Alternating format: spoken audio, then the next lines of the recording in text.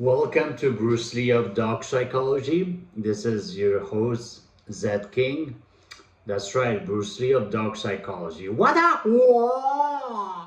Okay, so today, guys, I'm gonna talk about your unfair and unrealistic expectations.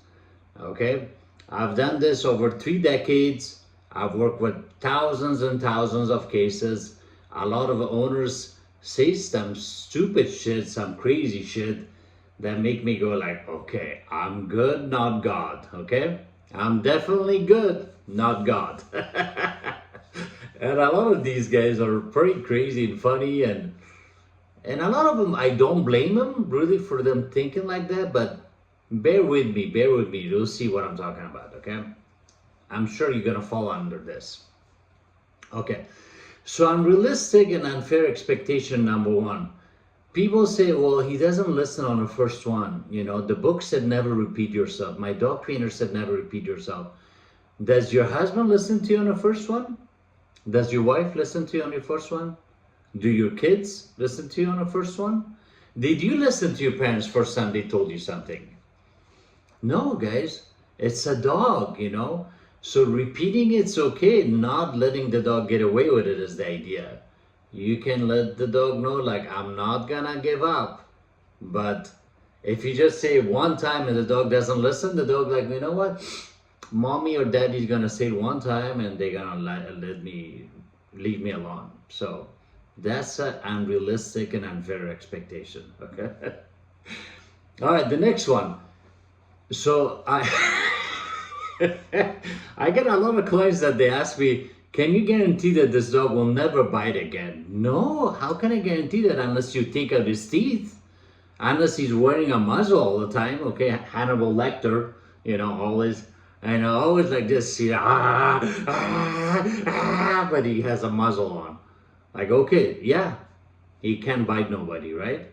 But that's unrealistic expectations, guys. Again, I'm good, not God, okay?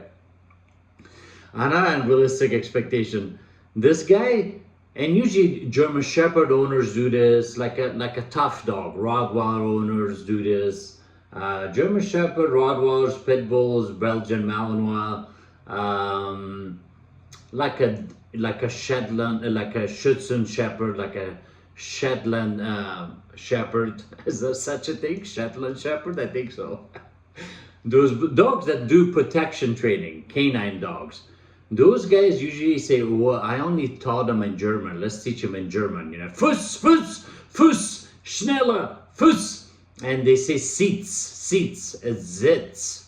It's actually zits. It's not seats. You know, take a seat. But they don't want to say zits, you know. But ask anyone that speaks German. It's zits, not seats. So then I said, okay, let's teach him English first. Okay, we live in America. The dog gotta listen to you know, anyone. And like, well, no, that's the idea. I want him not to listen to him. It's like, come on, your dog will be washed by someone else, friends, relatives, neighbors, pet sitter.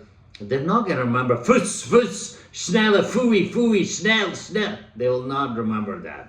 Platz, Platz, bleib, you know. Platz is down, bleib is stay, you know. They won't remember. So again, unrealistic, dumb expectation. Another dumb expectations people have. So they have a big backyard, right?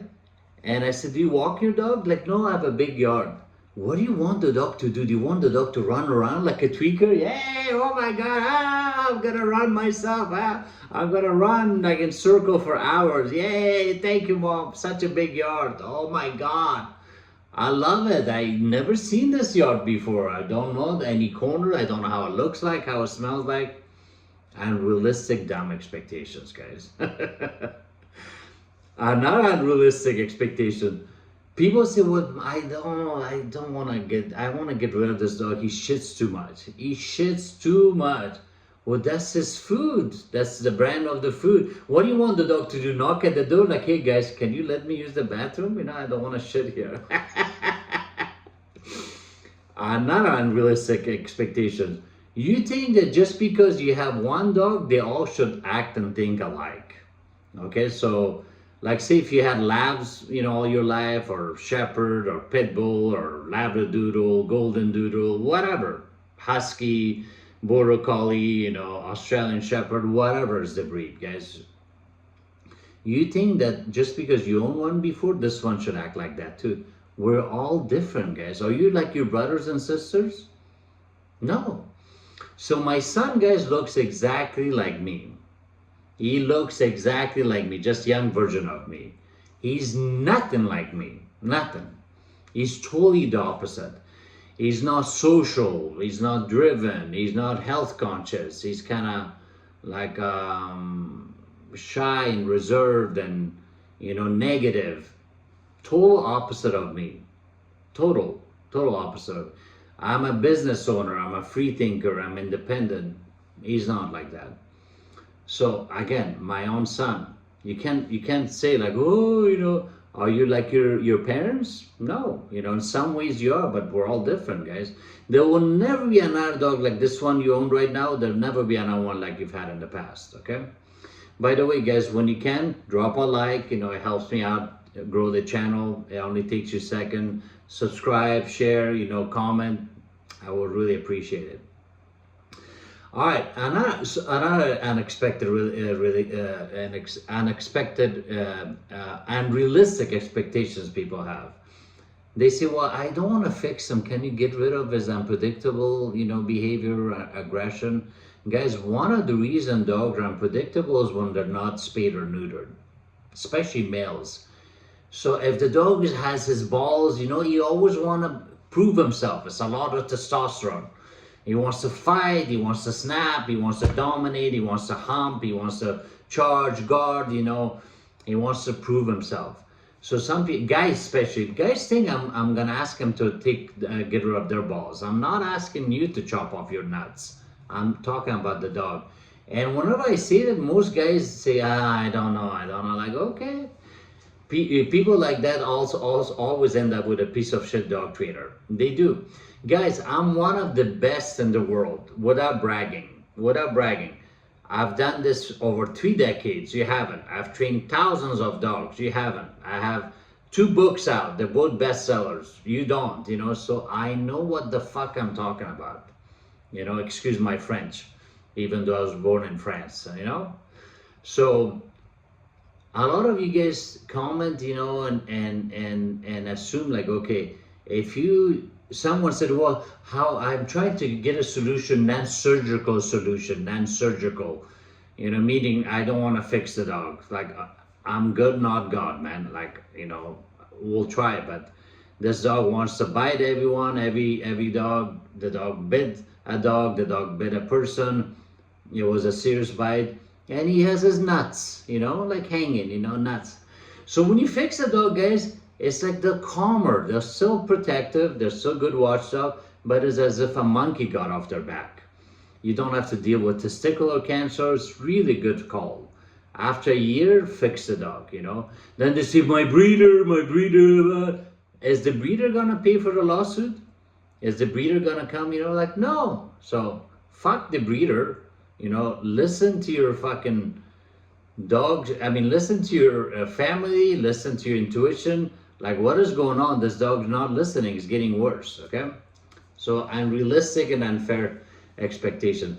Cane Corso owners, for some reason, they always do that. Whenever I get a Cane Corso owner, they're weird and the dog's not fixed. Cane Corso, look it up. They look like a pit bull on steroids. They look like between massive and a pit bull, you know, Cane Corso. All right. So that unexpected, unrealistic expectation you have is, you always, some of you say, but he used to be like this. He used to be so nice. He used to be like this. He never used to do that. Well, that was the past. Let's worry about now. I don't always know the answers why the dogs like change like this, but we got to focus on now and the future. We got to focus on the solution, the training, the remedy, right? The dog's like, you know what? I don't want to be nice no more. Yeah, I want to act like a badass. Those days are over.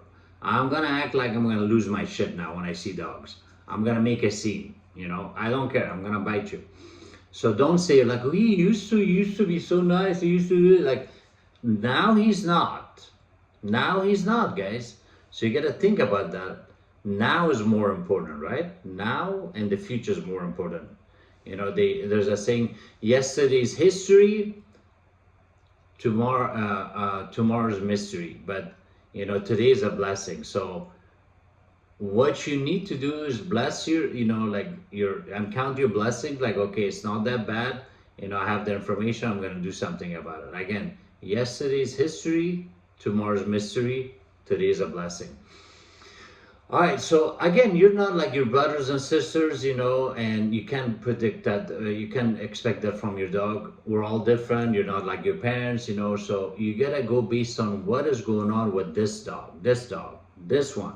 A lot of my clients say, well, you know, my other dog wasn't like that. Like, I know, but you didn't hire me for that dog. You hired me for this one, right? You know, this is the one that's acting like that. All right, so all I want you to do is, the reason, guys, I made this clip is, I want you to think like, are you really being unrealistic? Are you being unfair with your expectation? A lot of you guys are. A lot of you, you know, are like, you don't think like, okay, well, actually that's not fair. You know, how I'm comparing this dog to my previous dog.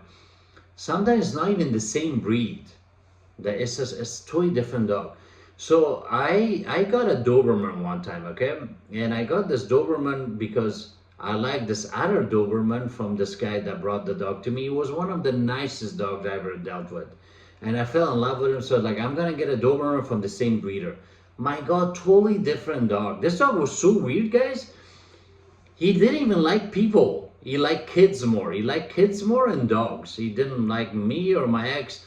You know, I named him Zorro, and he was really big and beautiful, and I would cut his ears like really long cut. He looked like a Great Dane. Like he would stop traffic, like he was beautiful. He would see me when I would come home, and he would just look at me like this. Ah, there's that fucker that feeds me. Yeah, I know, you know. He wouldn't greet me. You know how they greet you? They jump, they would. Even dogs that don't know me, they do that. They wag their tail like, yeah. And I had this fucker since 8 weeks. Not the neck, like, whatever, man. Okay, feed me, you know. He was such a weird dog. Dobermans are really weird breed, guys. It took over 9 different breeds to make a Doberman. They say 7, but it's 9. And 1% of it is unknown. It's like they're aliens. People don't know like what 1% come from.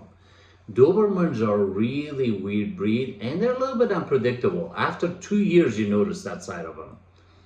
Like, you can't breed a Doberman. Like, usually, most dogs, they show their expression, they wag their tail. Like a Doberman is like stiff.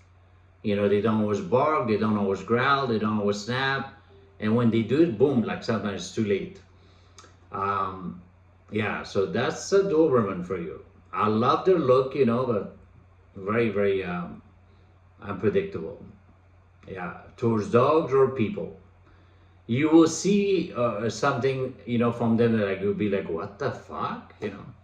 All right, more website on my website, more info on my website is dogsecrets.com. Thank you for watching all the way. Drop a like if you know you like this video. Share, comment, and I have a book out. There's Dog Prodigy on Amazon. There's another one, Dogs Decoded. I still offer house calls in California or anywhere else that you can afford me. You can fly me to you. And I also offer Doggy Boot Camp in Los Angeles. All right, peace out.